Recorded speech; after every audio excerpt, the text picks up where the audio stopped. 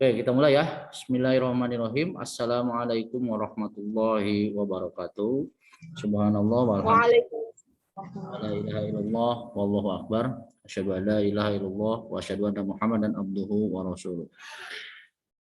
Selamat datang sekali lagi saya ucapkan kepada seluruh siswa-siswi 11 MIPA 4 yang telah hadir dalam sesi Zoom meeting. Nah, ini adalah tahap pendalaman materi ya. Saya akan bahas soal ulangan harian. Ya, tidak hanya dibahas, tidak hanya diberikan kunci jawaban, tapi saya akan bongkar, saya akan gali ini materinya apa. Jadi sekalian juga review materi yang selama ini kita diskusikan di WhatsApp group. Anak-anakku, anak madrasah hebat.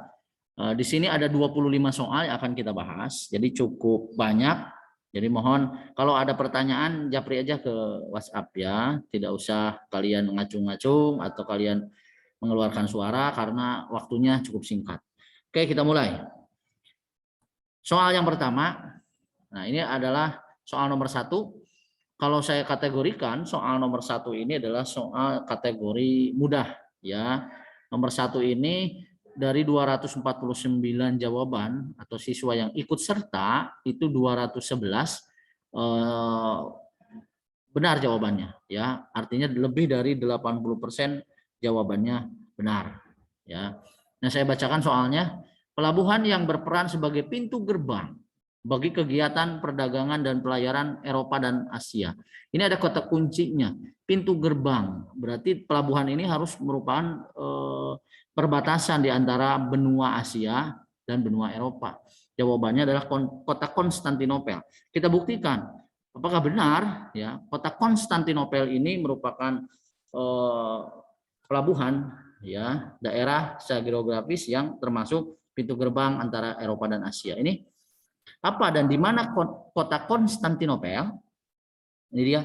Kota Konstantinopel merupakan ibu kota negara Turki kalau sekarang, Istanbul ya. Kota yang diklaim oleh Rasulullah Shallallahu Alaihi Wasallam itu sebagai kota terindah. Berarti Rasul pernah ke sini ya, makanya dia menyatakan indah. Beliau menyatakan kota ini adalah kota yang indah. Nah, secara geografis memang dia letaknya di sini, di antara Laut Hitam dan Laut Tengah, Mediterania Sea, dan dia di antara benua Eropa ya, Makedonia, Bulgaria ke sana ini kan Eropa, dan benua Asia ke sebelah sini. Ya, jadi memang dia terletak di situ, di pintu gerbangnya. Gitu ya. Nah, kalau saya perbesar gambarnya seperti ini. Ini kota Konstantinopel. Nah, kota Konstantinopel. Sebelah baratnya ada Roma, Italia ya. Rumah saya ya di Cirebon jauh ya, tidak di sini. Oke. Sebelah kanan saya ya, ini kita zoom lagi. Di utaranya ada Laut Hitam. Ya, ini Laut Hitam. Di sebelah selatannya Laut Hitam, sebelah sini ada selat namanya Selat Bosporus. Ini Selat Bosporus nih yang menghubungkan antara Laut Hitam dan Laut Marmara, bagian dari Laut Tengah. Nah, disinilah kota Konstantinopel. Di situ. Emang apa sih pentingnya kota Konstantinopel ini? Ini kalau digambarkan, dilukiskan, ya, kota Konstantinopel seperti ini. Konon katanya dia itu dikelilingi oleh benteng-benteng. Ini pelabuhan perdagangan, pasar di sini. Di sini berbagai bangsa ada. Ya, ini perahu-perahunya, perahu-perahu dagangnya. Gitu. Apa yang dijual belikan di sini salah satunya adalah yang laku di Eropa. Saat itu yang harganya sebanding dengan emas adalah rempah-rempah. Ya, rempah-rempah diperjualbelikan di sana. Maka tak heran kota Konstantinopel ini jadi rebutan penguasa-penguasa di Eropa, dinasti-dinasti termasuk juga dinasti Islam, dinasti Utsmani. Waktu itu terjadi perang salib. Dalam rentetan perang salib, karena perang salib itu lama, suatu ketika kota Konstantinopel ini jatuh ke tangan dinasti Utsmani di bawah kepemimpinan Muhammad Al-Fatih. Maka terjadilah intrik politik dan ekonomi. Ya, kota ini ditutup sama Al-Fatih. Tidak boleh ada orang Eropa, orang bangsa-bangsa Kristen itu berjualan, beli di situ. Akhirnya orang Eropa berpikir keras, kemana harus cari tempat yang menjual rempah-rempah. Ternyata ada informasi rempah-rempah itu sebetulnya dijualnya dari Nusantara, dari Hindia, katanya begitu ya. Nah, akhirnya mereka datang ke sini. Itulah perlu saya bedah kota Konstantinopel karena latar belakangnya mulainya dari sini, gitu ya. Kita lanjutkan nomor 2. Motivasi kedatangan bangsa Eropa ke dunia timur dapat diungkapkan melalui slogan, gampang kalau ini, gold, glory, gospel, jawabannya C. Banyak yang betul, 95,2% betul semua ya. Nah, ini gold itu artinya lambang emas ya, lambang kekayaan, karena waktu itu rempah-rempah yang diperjualbelikan itu hampir sama dengan harganya dengan emas waktu itu ya. Kemudian glory, kejayaan, perluasan politik, kekuasaan, dan gospel, tugas suci, menyebarkan agama. Waktu itu agama Kristen yang mereka mau sebarkan. Gitu. Kalau di kita ya dakwah lah, gitu ya. Nomor 3, kita percepat ya. Faktor utama yang mendorong orang Eropa datang ke dunia timur adalah keinginan untuk apa? Ya paling utama adalah mencari rempah-rempah. Karena latar belakang kejadiannya diawali dengan penutupan blokade kota Konstantinopel. Penjual rempah-rempah di Eropa itu ditutup.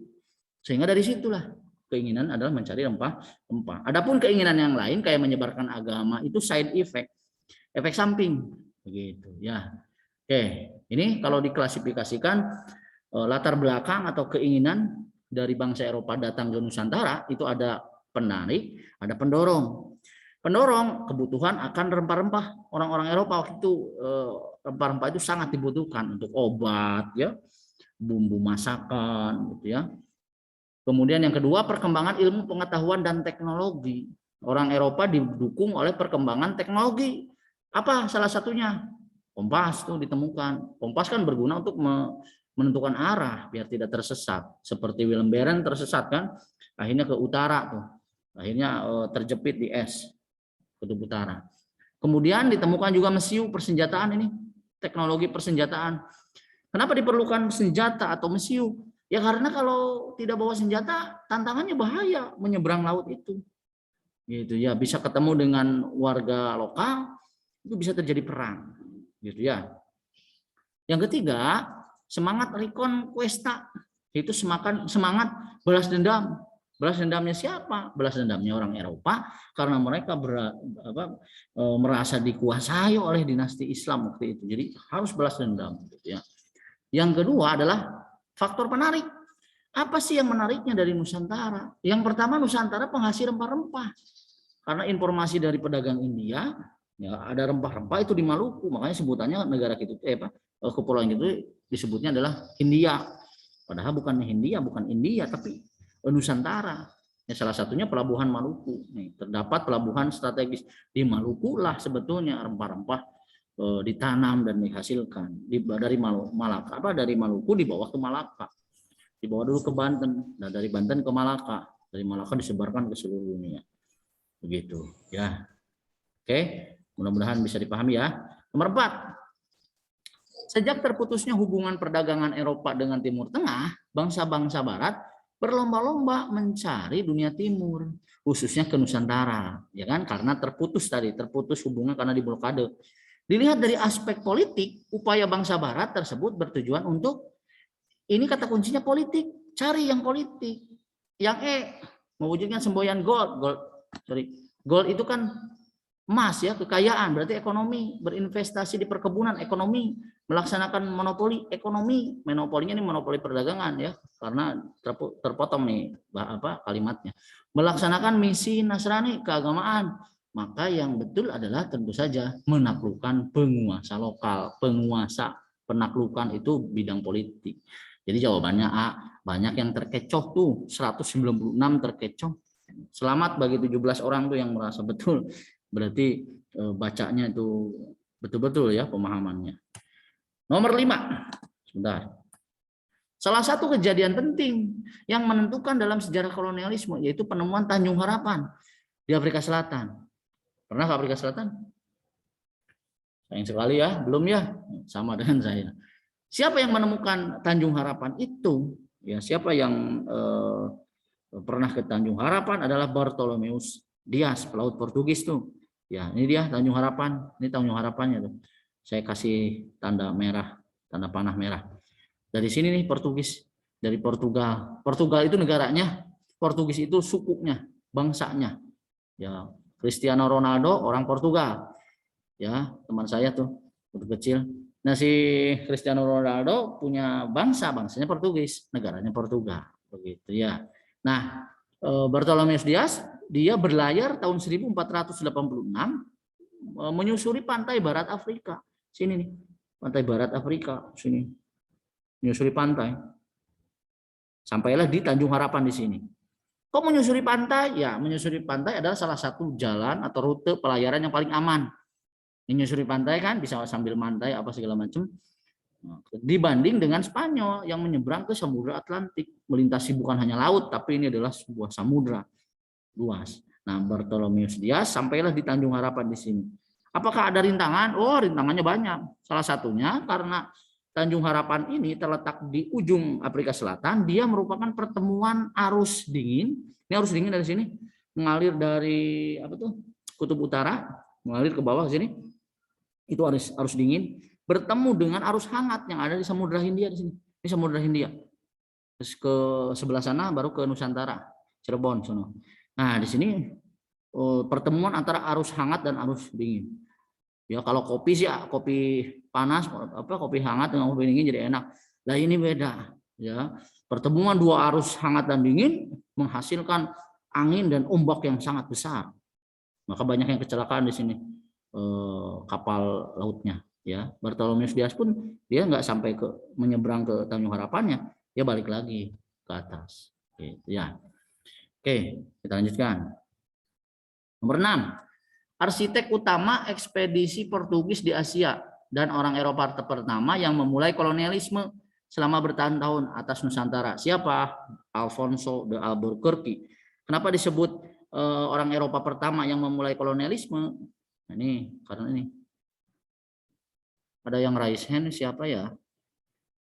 Nah, Alfonso de Albuquerque tahun 1511 dia sudah menduduki kota Malaka. Bahkan sudah menaklukkan kota Malaka. Gitu. Jadi dia disebut pelopor, ya, pelopor kolonialisme. Yang lain mah datang ke Malaka itu cuma dagang. Ini dia enggak, dia sampai menduduki, menguasai, memonopoli perdagangan, walaupun tidak berhasil secara ekonomi, gitu ya. Oke. Kenapa Putri? Silakan. Ada apa?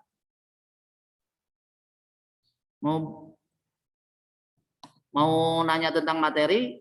Nanti dulu ya. Suaranya kedengaran kan suara saya? Kedengaran ya? Oke, kita lanjutkan. Oke. Setelah Portugis, akhirnya bangsa Belanda. Ini barangkali ada yang nanya. Kita lanjutkan ya. Setelah Portugis, akhirnya bangsa Belanda sampai ke Indonesia. Ke Nusantara, masuknya orang Belanda ke Nusantara terjadi karena apa? Bantuan informasi dari Portugis. Kok dibantu? Iya, nih ada ceritanya. Sebentar. Nah, ceritanya begini. Pada tahun 1592 ada pembuat peta, ya, akun peta, itu ya. Pembuat peta namanya Petrus Plancius dari Portugis menerbitkan serangkaian peta karena Portugis udah lebih dulu berlayar dan sampai ke Hindia. Ya, selama perjalanan itu dia membuat peta jalur rutenya itu. Kalau kita kan kalau jalan-jalan cuma selfie, makan gitu ya. Kalau si Petrus ini dia membuat peta. Kemudian petanya diterbitkan sebagai suatu kekayaan pengetahuan lah bahwa itu adalah rute ke Hindia. Nah, orang-orang Belanda, pedagang-pedagang Belanda di Amsterdam, diantaranya Jan Kerel, Hendrik Hud, Reinier Pauw, susah namanya ya, padahal mah Asep aja namanya gampang. Ini 3 orang ini kemudian mengutuslah Cornelis de Houtman, sepupu dari Paulus, ke Lisbon, ke Portugal. Pura-pura berkedok sebagai pedagang, padahal dia pelaut. Ngapain? Mau nyontek peta terbitannya si Petrus Plancius. Bener enggak nih peta ini menuju ke Hindia? Ternyata bener. Akhirnya diconteklah dari situ. Makanya orang Portugis itu, orang Belanda itu mengikuti jalurnya orang-orang Portugis, gitu ya. Oke, nomor 8. Tujuan Belanda mendirikan VOC, sudah masuk ke VOC, ya, sudah masuk ke bab tentang VOC. Jadi setelah pelaut Belanda masuk, didirikanlah VOC. Nah, kenapa didirikan VOC? Tujuannya untuk apa? Jadi ceritanya begini. Setelah Cornelis de Houtman sampai di Nusantara, pelaut-pelaut yang lainnya, orang-orang Belanda itu datang.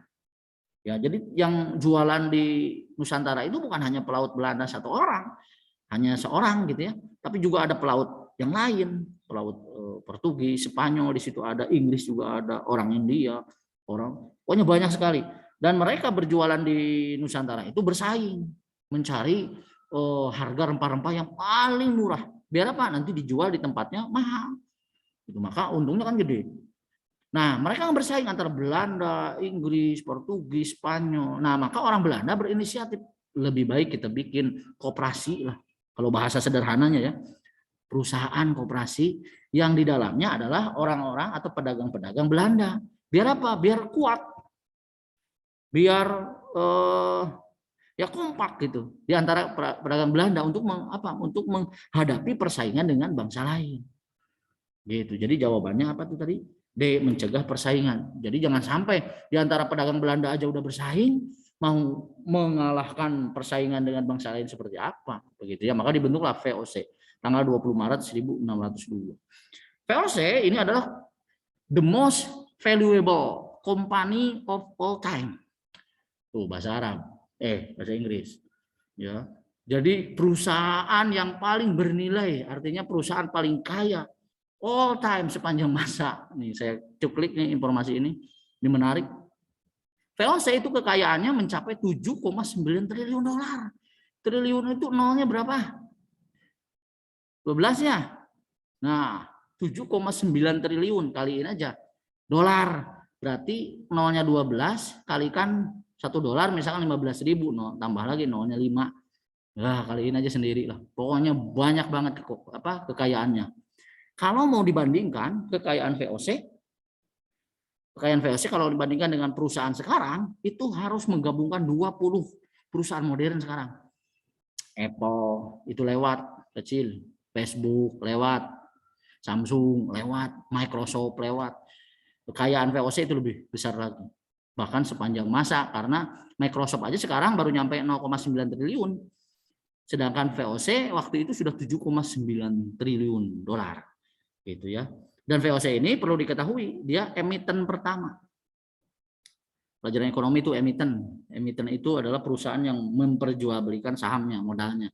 Barangkali ada yang mau menanamkan modal, silakan gitu. Emiten namanya, ya, pertama di dunia. Nah, nomor 9, orang Belanda yang pertama kali berusaha, ini baru berusaha, belum nyampe. Kalian banyak yang terkecoh di jawabannya C, karena Cornelis de Houtman adalah yang pertama kali sampai di wilayah Indonesia. Bukan, yang pertama kali berusaha, baru berusaha film Beren, baru berusaha udah mati, kesasar ya. Jadi jawabannya adalah E. 10. Perhatian gambar peta pelayaran yang ditandai garis hitam, saya perbesar. Ini dia. Kalian fokusnya ke garis hitam dan garis merah, karena garis hitam adalah pelayaran Spanyol, garis merah adalah pelayaran Portugis. Sebelum bangsa-bangsa lain yang menjelajah dari Eropa, ya, itu adalah dua bangsa ini, Portugis dan Spanyol. Portugis dan Spanyol kemudian terikat dengan perjanjian namanya Tordesillas.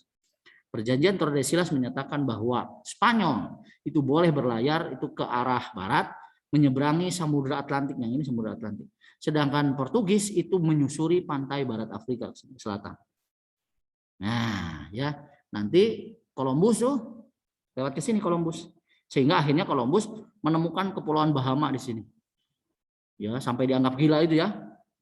Nah, dua bangsa ini Portugis dan Spanyol yang mendobrak ya ketakutannya orang Eropa karena terkungkung oleh mitos bahwa di laut itu adalah terdapat monster dan seterusnya, bahwa dunia itu ada ujungnya, kalau kita terlalu jauh berlayar maka akan jatuh ke ujung dunia. Itu didobrak oleh Portugis dan Spanyol. Akhirnya dari situ terbukalah begitu. Jadi yang berwarna hitam itu Spanyol, Columbus. Nanti dilanjutkan oleh murid-muridnya Columbus.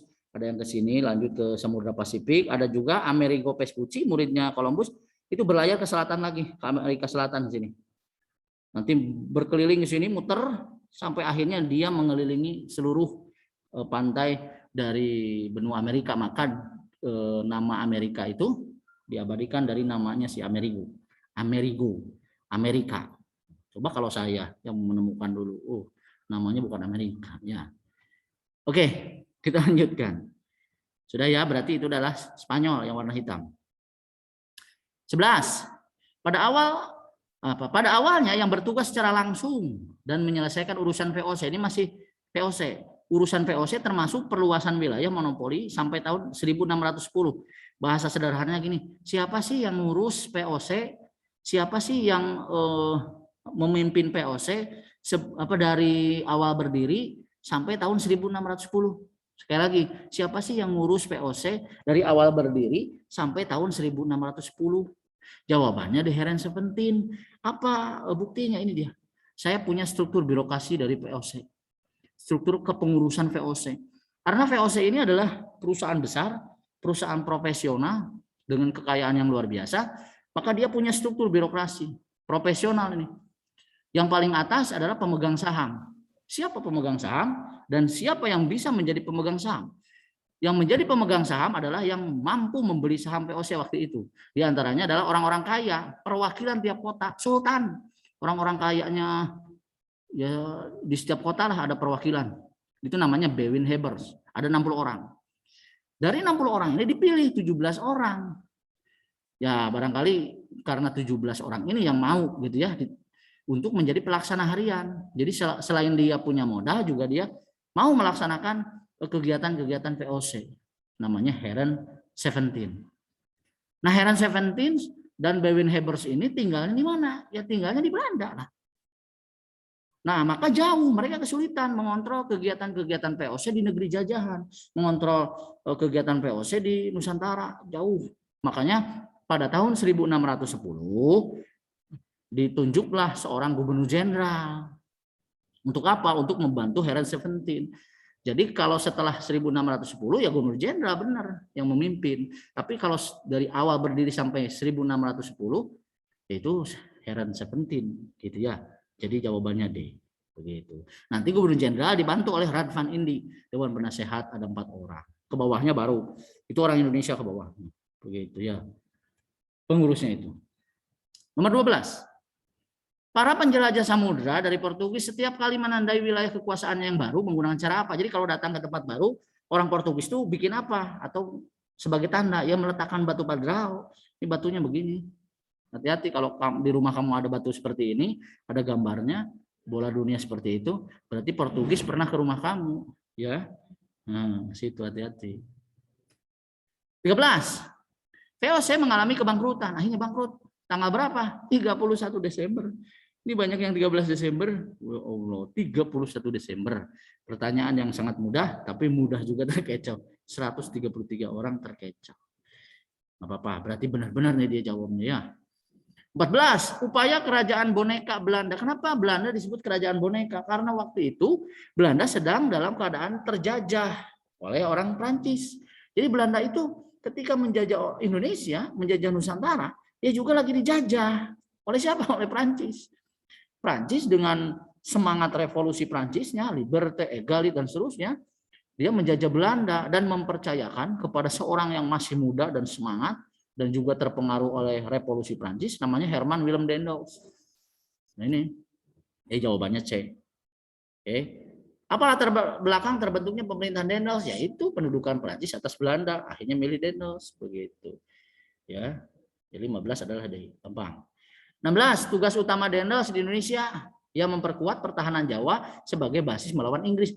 Jadi Belanda itu sekalian dia juga lagi dijajah Prancis, lagi perang selama 30 tahun dengan Prancis, dia juga menjajah Indonesia, lagi perang dengan orang Indonesia, dengan Diponegoro, dengan Imam Bonjol, Sultan Awah, banyak perangnya. Dia juga lagi perang dengan Inggris. Belanda itu si tukang perangnya. Dia juga lagi perang dengan Inggris. Sehingga diutuslah Daendels untuk memperkuat pertahanan Jawa. Begitu. Caranya bagaimana? Daendels membangun dan membenahi administrasi di Pulau Jawa. Dia membangun jalan namanya Jalan Pos. 1000 km kurang lebih. Dari Anyar sampai Panarukan. Sekarang jalannya masih ada. Termasuk jalan yang di depan tuh. Di Pleret. Ya, Pantai Utara, Pantura. Itu jalan Posway gitu. Ya, peninggalan dari Daendels. Kenapa membangun jalan? Karena jalan ini untuk mempermudah pengerahan tentara Belanda nanti kalau perang sama Inggris, gitu maksudnya. Mempermudah komunikasi, pengiriman barang dan seterusnya. Kalau nggak ada jalan, waktu itu belum ada pesawat terbang, ya makanya harus ada jalan. Lanjut. 17. Gampang banget ini sebetulnya. Kalau yang betul-betul diskusi di WhatsApp pasti tahu.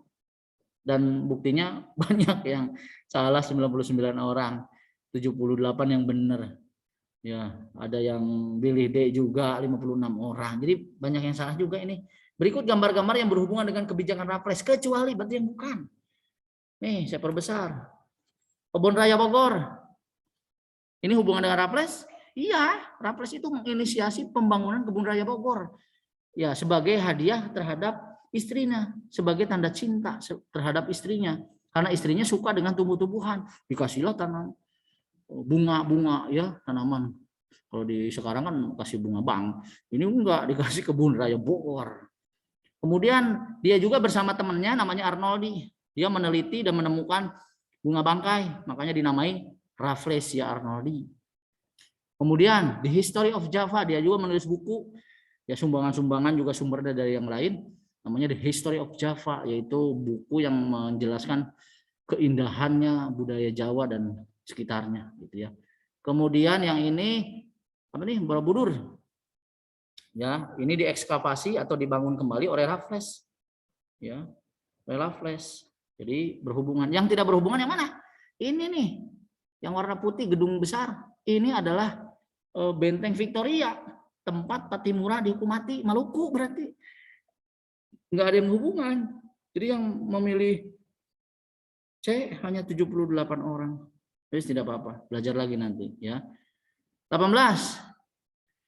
Nah, setelah Daendels masuklah Gubernur Jenderal dari Inggris.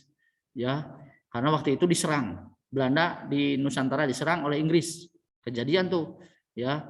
Karena tugasnya Daendels itu mempertahankan Jawa dari Inggris, kejadian Inggrisnya nyerang Jawa.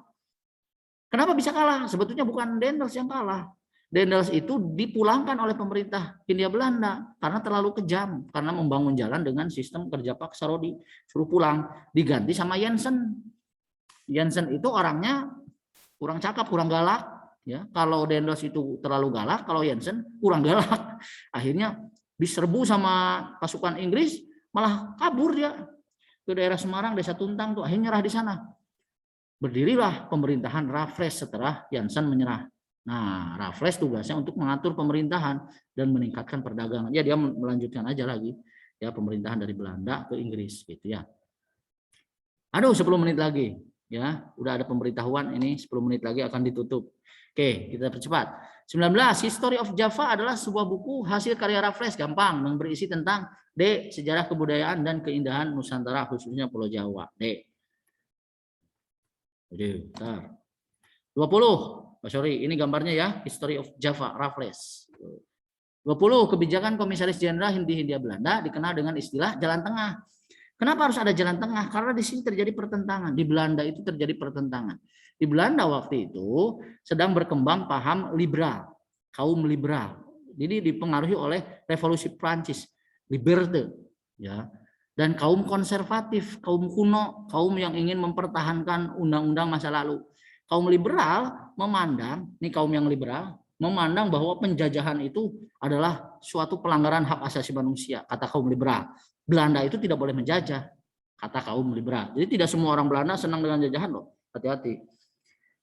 Nah, sedangkan kaum konservatif, ya nggak apa-apa orang Belanda menjajah, asal penjajahannya itu menguntungkan bagi negeri Belanda, katanya begitu. Nah, terjadilah konflik antara kaum liberal dan kaum konservatif. Maka undang-undang pemerintah Belanda waktu itu menyatakan harus jalan tengah sajalah biar tidak terjadi pertentangan. Artinya apa?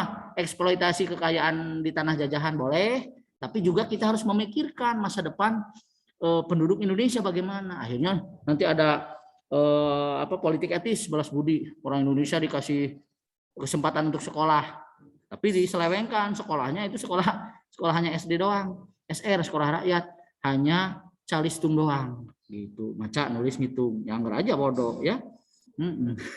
Begitu. Oke, kita lanjutkan.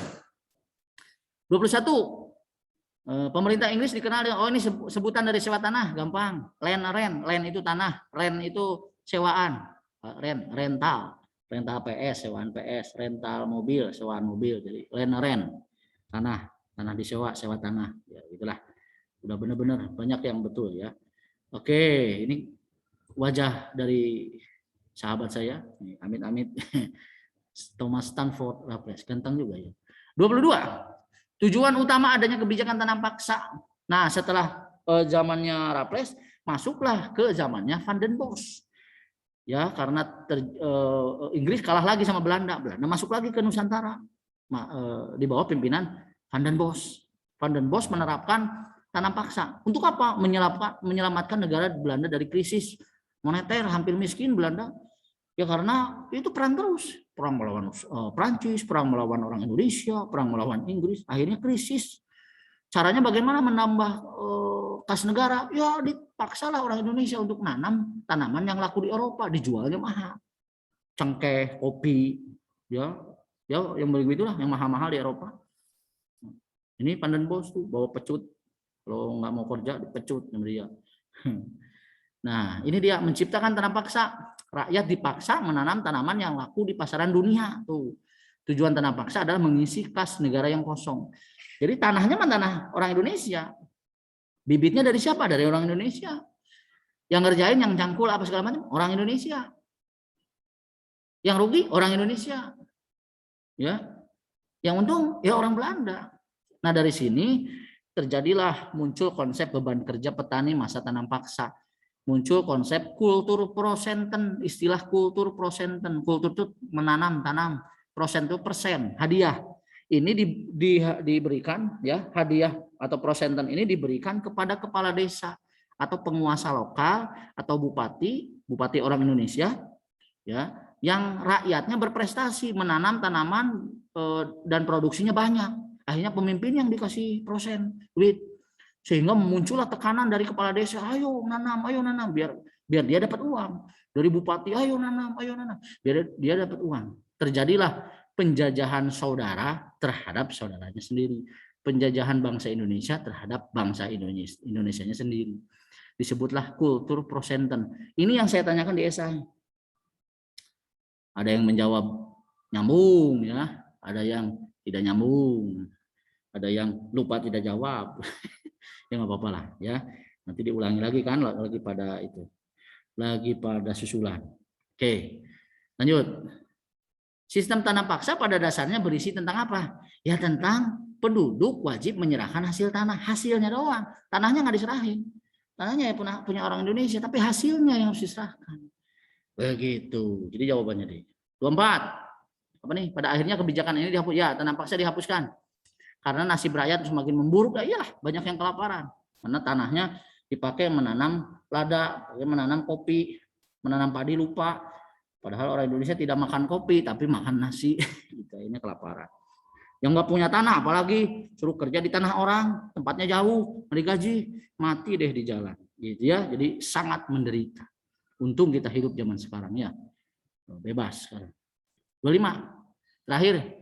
Pernyataan yang berikutnya sesuai dengan Zwicker Contracten. Zwicker itu pekerja kontrak itu kontrak. Jadi pekerja kontrak. Jadi ada sebuah buku yang dikarang oleh Frans van de Putte itu menceritakan tentang pekerja kontrak. Ya, kritikan terhadap tanam paksa, dia mengkritik. Jadi tidak semua orang Belanda itu jahat. Dia juga ada yang mengkritik lewat tulisan, lewat buku gitu ya. Nah, kalau yang jawabannya A, Douwe Dekker, dia bukan menulis Zwicker Contracten, tapi menulis Max Havelaar. Ini juga sama, menceritakan tentang pedihnya menjadi atau bekerja di perkebunan Belanda. Ditulis oleh Douwe Dekker yang mengatasnamakan dirinya sebagai Multatuli. Multatuli itu artinya aku yang menderita. Saya pernah baca prosanya. Oh, ya, menyedihkan. Oke, 25 soal sudah beres. Dan waktunya 3 menit lagi, alhamdulillah, mudah-mudahan dapat dipahami oleh kalian sehingga nanti kita lanjutkan materi selanjutnya ke perlawanan terhadap perlawanan rakyat Indonesia terhadap Belanda. Jadi orang Indonesia nggak diem, dia melakukan perlawanan dan banyaknya adalah perang. Ada 16 perang akan kita bahas, tapi tidak pakai Zoom meeting. Kalau pakai Zoom meeting, wah bobol ya, tiap hari Zoom-Zooman terus bahaya ya. Oke, jadi kita kembali lagi nanti ke modul, masuknya modul 4. Oke, silakan saya ingin kalian memperlihatkan fotonya masing-masing atau wajahnya masing-masing. Mau saya apa tuh? Foto ya, silakan dibuka. Dan saya juga pengen kenal aja ya, karena kita sudah lama tidak ketemu nih. Dan saya berharap kita segera dipertemukan ya, walaupun pembelajarannya tetap mukanya terbatas, nggak apa-apa, asal jaga protokol kesehatan aja ya. Terus saya baru tahu ada Muhammad Abdul Adim. Oh ini Adim tuh ya, ini ganteng juga Adim. Oh ini cantik-cantik ya, Awinda tuh ya, Suci Rahma. Ini saya baru tahu loh. Kalau ketemu di jalan kalian juga nggak akan kenal saya. Saya apalagi pakai masker. Ya nggak apa-apa lah. Nanti kita kalau ketemu ya mudah-mudahan segera PTM bisa bersilaturahim. Oke, itu saja ya. Terima kasih kalian sudah ikut serta dan luar biasa kerjasamanya. Mudah-mudahan bermanfaat dan mudah-mudahan kalian selalu diberikan kesehatan. Terima kasih. Dadah aja dulu ya. Terima kasih. Terima kasih, Pak. Sama keluarga di rumah ya. Terima kasih. Ya, siap, Siap, Bapak. cowok-cowok di hutan. Ya, sama-sama. Terima kasih, Bapak. Amin. Amin. Kalau mau bertanya, Japri aja ya. Japri boleh di WhatsApp dulu. Terima kasih. Wassalamualaikum warahmatullahi wabarakatuh. Waalaikumsalam Waalaikumsalam warahmatullahi wabarakatuh.